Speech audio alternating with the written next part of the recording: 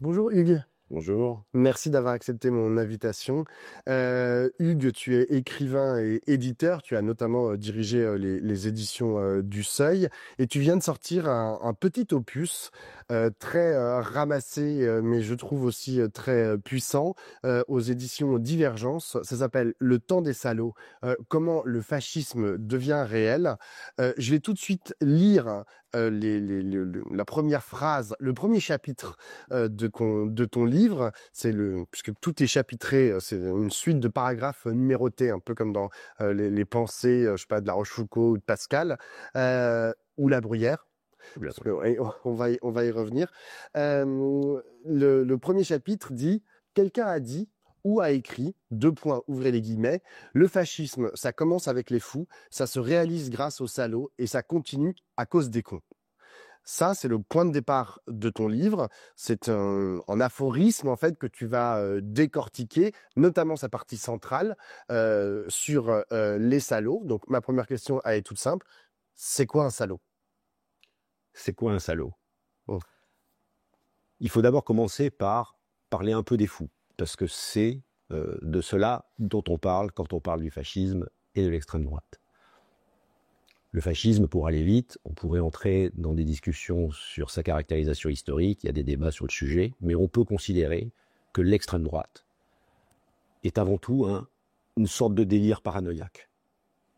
La France est menacée d'être envahie par des hordes de migrants, le peuple français va être remplacé, les paysages français vont se peupler de minarets et d'éoliennes, parce que c'est ça, l'identité de la France est menacée par une armée de wokistes dont on cherche encore les troupes, l'agriculture française est menacée par des écologistes qui empêchent d'empoisonner en rond. Voilà. Le fascisme, c'est avant tout ça. C'est un délire paranoïaque adressé à une population dont on exalte l'angoisse de disparaître. Et c'est aussi une promesse absolument mensongère de restauration nationale et de purification du corps social. Alors voilà, ça ce sont les fous. Dans l'histoire, on les connaît. Dans les fascismes historiques des années 30, on sait très bien que ces régimes étaient dirigés par des fous. Les États-Unis, on le voit bien, etc. Mais en fait, voilà, le fascisme, ça commence par des fous. Ce qui est intéressant dans cette formule, qui est à la fois lapidaire et qui fait sourire, je crois qu'elle apporte une lumière assez crue sur ce qui se passe, c'est que le fascisme ou l'extrême droite, elle n'y arrive pas toute seule. En fait, elle n'y arrive pas toute seule. Johan Chapoutot l'a montré dans Les Irresponsables, et j'essaie de le montrer dans le cadre de ce que je pourrais appeler une histoire du présent, comme disait Marx. L'extrême droite a besoin d'adjuvants. D'ailleurs, la preuve, c'est que quand on regarde aujourd'hui le Rassemblement national, qui est le parti d'extrême droite en France, et même l'UDR et Éric Ciotti, on se rend compte surtout que c'est une bande de branquignoles. C'est-à-dire que le parti le plus représenté à l'Assemblée nationale est aujourd'hui absolument incapable d'assurer l'éligibilité de sa présidente. Et on se souvient d'Éric Ciotti barricadé dans son bureau, etc. Enfin bref, tout ça n'est pas très sérieux. En même temps, tout le monde a le sentiment que le fascisme s'installe, que les thématiques de l'extrême droite s'installent. On a parlé de la lepénisation des discours autrefois, on a parlé ensuite de la zémorisation, puis on a parlé de la trumpisation des discours. Laurent Wauquiez a été assez exemplaire dans ce domaine-là. L'extrême droite, elle n'y arrive pas toute seule, elle a besoin d'aide. Et ce sont les salauds, ceux que j'appelle les salauds, ceux que cette citation appelle les salauds, c'est-à-dire des gens raisonnables, des hommes et femmes politiques responsables, des patrons, des intellectuels, des éditorialistes, des journalistes, qui parlent comme le Rassemblement national, qui parlent comme l'extrême droite, tout en se disant les adversaires acharnés de l'extrême droite, qui peuvent voter à l'extrême droite, comme ça a été le cas dans la loi Duplon, tout en se présentant à nouveau comme les adversaires de l'extrême droite, qui peuvent être comme celui qui, pour moi, incarne peut-être la figure du salaud la plus à l'état pur aujourd'hui, à savoir Bruno Retailleau, qui n'envisage pas d'alliance avec l'extrême droite, officiellement, est un adversaire de l'extrême droite, mais tient un discours plus radicalement d'extrême droite que l'extrême droite, pas plus tard qu'hier, comme tu le sais, lors de, je crois que c'était la journée de rentrée politique des Républicains, tient son discours habituel, mais il invite Robert Ménard maire de Béziers, élu grâce au Front National, et une figure de l'extrême droite en France, a participé à un débat. En réalité, ce que j'appelle salaud, c'est quelqu'un qui ne sort pas de l'ambiguïté, qui joue des deux côtés. Et en réalité, c'est une série de personnages que j'essaie d'identifier sous la forme de portraits dans le livre, en prenant des exemples chez des premiers couteaux, des seconds couteaux, des troisièmes couteaux. Ce sont des gens qui font masse, ce sont des gens qui tournent avec le vent, et qui ne se contentent pas de tourner avec le vent, et qui soufflent dans la même direction que le vent. Alors aujourd'hui, le sentiment que je peux avoir, si je dois reprendre une formule un peu imagée, c'est que les fous sont lâchés. On les entend à la télé, d'ailleurs ils passent très bien à la télé, mais il y a des salauds autour qui courent devant, qui courent derrière, et qui courent sur les côtés. Ils appartiennent à la droite, ils appartiennent au centre, et parfois, pour certains, appartiennent ou appartenaient à la gauche. Mais quels sont les moteurs de ces salauds, en fait? Qu'est-ce qui les motive? Qu'est-ce qui les meut? Pourquoi est-ce que, comme tu le dis très bien, dans son ADN initial, on va dire, la droite, même celle je suis pas sûr celle de Retailleau, parce qu'il vient du mouvement pour la France de Villiers. Il est arrivé assez tardivement chez les LR, hein. Il est chez LR que depuis 2012. Mais on va dire pour une partie de la droite, c'était dans leur ADN en fait de lutter aussi contre l'extrême droite. Absolument. C'est-à-dire Charles de Gaulle, c'était sa mission première que de lutter contre l'extrême droite. Donc qu'est-ce qui fait qu'au bout d'un moment, Retailleau, Ciotti et consorts deviennent des salauds? Alors, dans le livre, je fais une différence entre trois types de salauds, si je puis dire les choses comme ça. Enfin, trois types de... Une typologie de salauds. Une typologie, on peut dire les choses comme ça. Les hommes politiques, ils jouent leur survie. C'est un champ de force, ils veulent se faire élire, ils nouent des alliances, ils jouent des coups tactiques, ils font des revirements stratégiques, ils se déplacent du point de vue sémantique, en utilisant en adressant des signaux, etc. La preuve, Retailleau l'a très bien fait cet été en opposant la France des héros et la France des salauds, sans savoir qu'il se mettait pas du côté qu'il imaginait.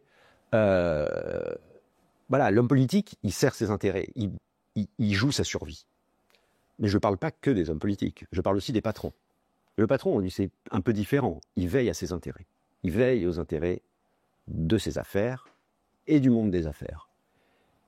Et lui, patron, parce que là, on voit bien que voilà, les choses se déplacent. Tout le monde a les yeux braqués sur Bolloré et Stérin, mais on voit bien qu'il y a une partie du patronat, qu'il soit catholique ou pas catholique, qui est beaucoup plus effrayée à la perspective de l'arrivée d'un gouvernement de type NFP que à une alliance entre l'extrême droite et la droite, et ils savent très bien que le Rassemblement national et ses propositions sociales peuvent être assez facilement être battues en brèche, et on peut transformer l'extrême droite en un allié pour continuer à mener les politiques néolibérales qu'on connaît.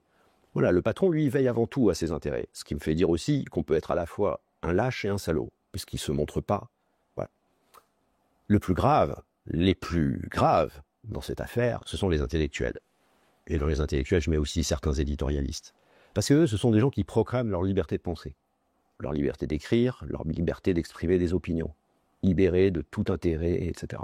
Et ce sont souvent ceux qui ont les paroles, pour le coup, les plus librement radicales, du point de vue du discours de l'extrême droite, assez faux cul, il faut le dire aussi. Parfois, ils font les malins, parfois, ils ne vont pas au bout de leur raisonnement. Et là où c'est beaucoup plus impardonnable, ce sont des gens cultivés, ce sont des gens qui savent, et ce sont des gens libres.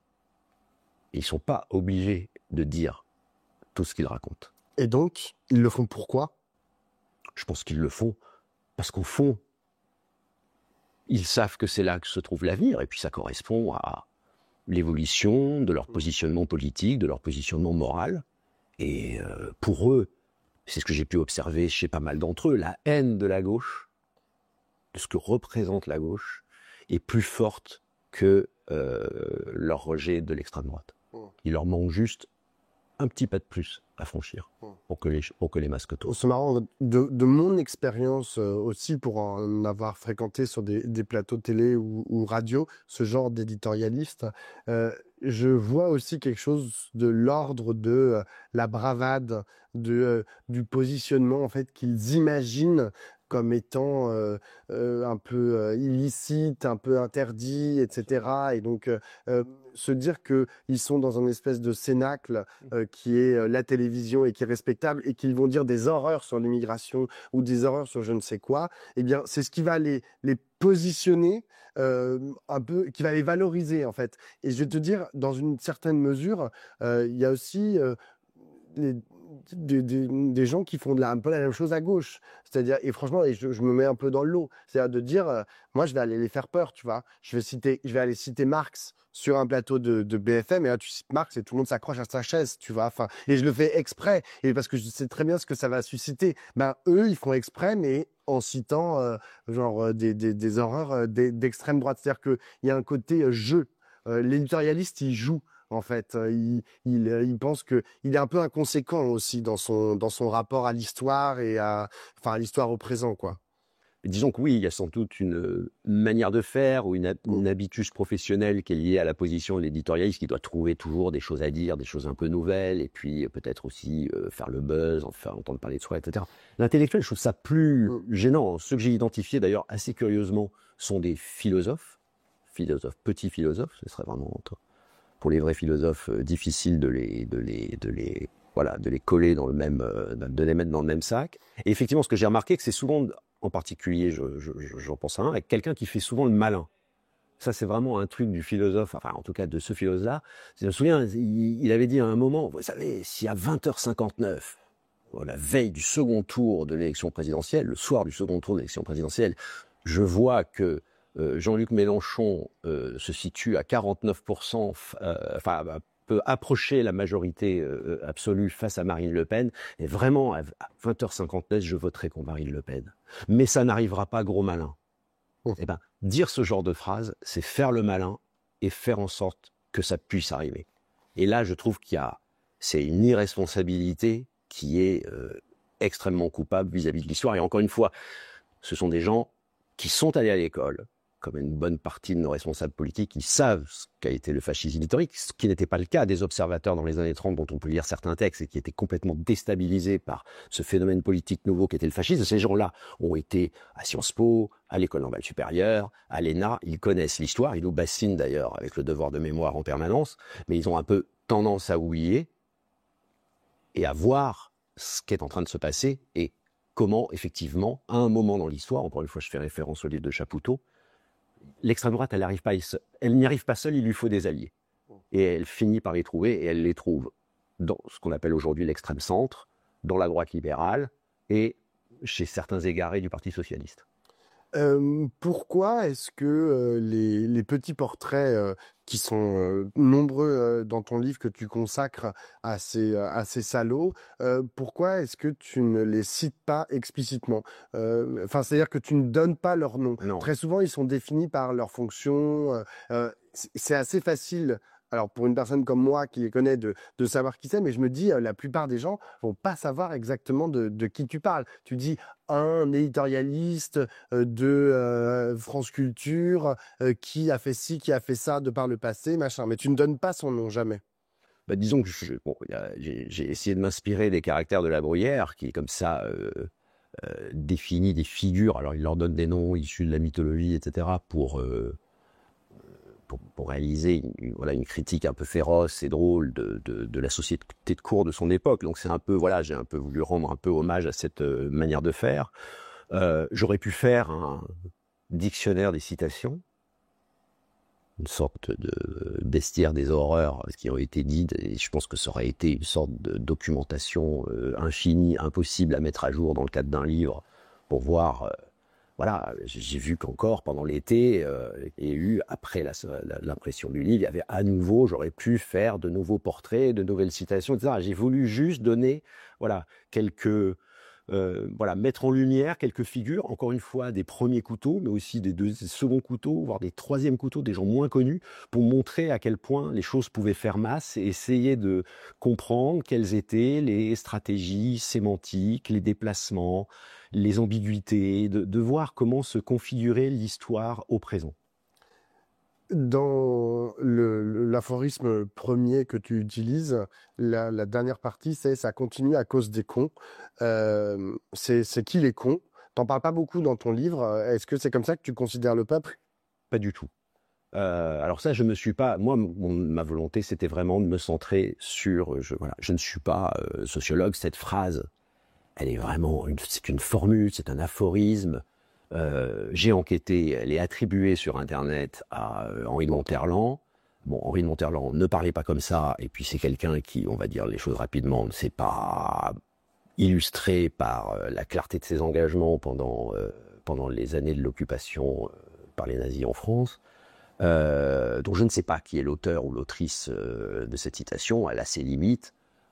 Bon, c'est une formule un peu lapidaire, mais voilà, je suis pas sociologue. Il y a quelque chose que je n'ai pas voulu faire dans le livre, et parce qu'il s'est très bien fait ailleurs, c'est-à-dire d'essayer d'analyser les grands mouvements d'opinion, c'est-à-dire les grands mouvements de la société, cette espèce de tectonique des plaques, de mouvements de fond, de l'opinion, en lien avec les évolutions de grands paramètres sociaux ou économiques. Ça a été documenté. Moi, j'ai publié énormément de livres en sciences sociales sur le racisme, la montée du vote de l'extrême droite, l'évolution du discours de l'extrême droite. Voilà, c'est pas mon propos. Moi, je suis pas sociologue, je suis pas universitaire, je suis pas patron d'un think tank ou d'un institut de sondage. J'ai pas la prétention d'analyser la société. Voilà, ce que j'ai voulu faire, c'est ouais, vraiment, comme disait Marx, une histoire du présent, le Marx du 18 Brumaire de Napoléon Bonaparte, où il fait finalement un récit à la fois très vivant, moqueur, grinçant du coup d'État du futur de Napoléon III, mais à travers ses anecdotes, ses portraits, il essaie de repérer au fond voilà, comment, il le dit, les circonstances font les hommes et les hommes font les circonstances. Voilà. Tout simplement, aussi pour aller contre un certain discours qui est très présent à gauche, assez fataliste. Il dit, voilà, justement, il y a des mouvements de fond, ça vient de très loin, c'est une vague, les digues sont en train de sauter, etc. Comme une espèce de processus anonyme, un peu irrésistible, qu'on ne pourrait pas contrer, qui va donc avec une sorte de fatalisme historique. Non, ce que je rappelle dans le livre, en parlant de ce que j'appelle salauds, c'est qu'il y a des noms, il y a des visages, il y a des gens qui font ce qu'ils font et qui savent ce qu'ils font. Oui, mais en fait, paradoxalement, tu leur donnes aussi une place très très importante dans la façon dont l'histoire s'écrit au présent. C'est ça qui parfois, moi, m'a donné des vertiges, c'est-à-dire, tu vois, de me dire que Alain Finkielkraut, que tu cites enfin, qui est un des portraits, ou je ne sais quel petit patron, ou je ne sais quel. Et d'un salaud, ça, selon ta définition, j'ai bien compris. En revanche, qu'il est une place de choix dans la direction fascistoïde qui est en train de prendre la France, ça me dérange plus, tu vois. Enfin, je préfère me dire en fait que ce que tu viens de dire, c'est-à-dire que c'est une lame de fond, que les sources en fait d'aujourd'hui de l'extrême droitisation de la France sont profondes et que c'est à cet endroit-là c'est à cet endroit-là qu'il faut répondre, c'est-à-dire avoir une réponse profonde, tu vois. Faut pas juste dire bon bah si on arrive à dégager Finkielkraut, Sterrin et je sais pas qui, c'est bon, on aura solutionné le problème, tu vois ce que je veux dire? Ah non, mais je ne nie pas l'existence de dynamiques profondes et de problèmes profonds. Ça, ils ont été largement documentés ailleurs. Moi, mon ambition, elle est plus modeste. Et encore une fois, elle est ancrée dans le présent, dans un présent en train de se faire. Et c'est une manière aussi de dire indirectement que rien n'est inéluctable. Qu'il y a des gens qui diffusent ce discours et qui font en sorte, et je pense que c'est la thèse la plus importante du livre, que se noue l'alliance entre les fous et les salauds, c'est-à-dire entre l'extrême droite et l'extrême centre. Puisque c'est ça que j'appelle, au fond, fascisme. C'est cette alliance-là qui peut s'expliquer de manière très simple. C'est que pour exister, pour gagner, l'extrême droite a besoin du centre. Et le centre, il a besoin de l'extrême droite pour survivre. Puisqu'on voit aujourd'hui, je veux dire, on est à quelques heures de la fin du gouvernement Bayrou, là on est au bord de la crise de nerfs. C'est-à-dire qu'on est au bord de la formule politique de l'extrême centre dont on a du mal aujourd'hui d'ailleurs à comprendre quel est voilà, quel est son étendue, quel est son périmètre. Ça va, ça vient, plus à droite, plus à gauche, etc. Ils sont en train de chercher la formule de leur survie, et on sait très bien, et encore une fois, pour moi, la loi du plomb a été un moment très fort, que va se nouer, c'est déjà noué, l'alliance entre ce bloc central qui veut à tout prix survivre et continuer la politique qu'il n'a jamais cessé de vouloir faire, et cette extrême droite qui, encore une fois, n'y arrivera pas toute seule, tant ils sont à ce niveau d'amateurisme dans leur entreprise politique. J'ai une dernière question, Hugues. Est-ce que tu penses que ta réflexion, tu pourrais aussi la décalquer sur la gauche? C'est-à-dire dire, je sais pas moi, la révolution, ça commence avec les fous, ça continue avec les avant-gardes et ça se poursuit avec le peuple. Est-ce que ça se décline aussi comme ça ou pour le coup, non, tu estimes que à gauche, enfin tout ce qui est antifascisme, non, là c'est vraiment des mouvements de fond et on n'a pas les mêmes ressorts en gros pour gagner. Alors là, je veux dire que tu me prends un peu au dépourvu, puisque effectivement, mon objet, c'était plutôt La fasciste. voilà, la fascisation en cours, et j'ai pas la prétention, effectivement, comment dire, de produire une analyse sur la situation de la gauche et sur ses difficultés Mm. stratégiques. Là, j'avoue que là, je suis Oui, mais tu restes, je ne vais pas lâcher, tu restes un homme de gauche et donc euh, est-ce que tu penses que genre de la même façon, en fait, on pourrait imaginer, je vois pas pourquoi il y aurait que eux qui auraient des fous et des gens qui soient les relais respectables de ces fous, tu vois. Pourquoi est-ce que nous, à gauche, on pourrait pas avoir, bah, du coup, bon an, mal an, la même stratégie, tu vois. Enfin,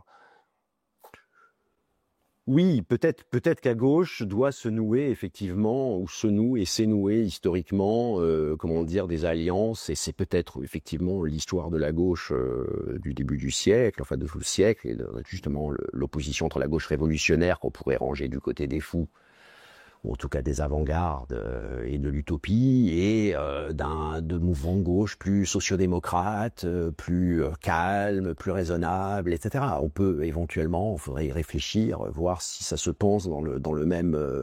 Je pense que la vraie différence, c'est que l'histoire, comment dire, que là, pour aller vite, la gauche communiste révolutionnaire et la gauche social-démocrate réformiste, et je pense que c'est une des raisons de leur crise aujourd'hui, se pensaient à l'intérieur de l'architecture marxiste.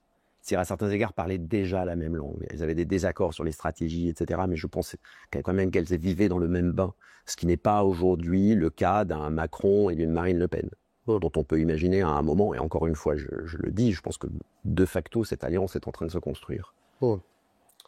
Merci beaucoup, Hugues, et j'enjoins tout le monde à lire ton livre, donc Les Salauds, comment le fascisme devient réel aux éditions Divergence. Merci à toi.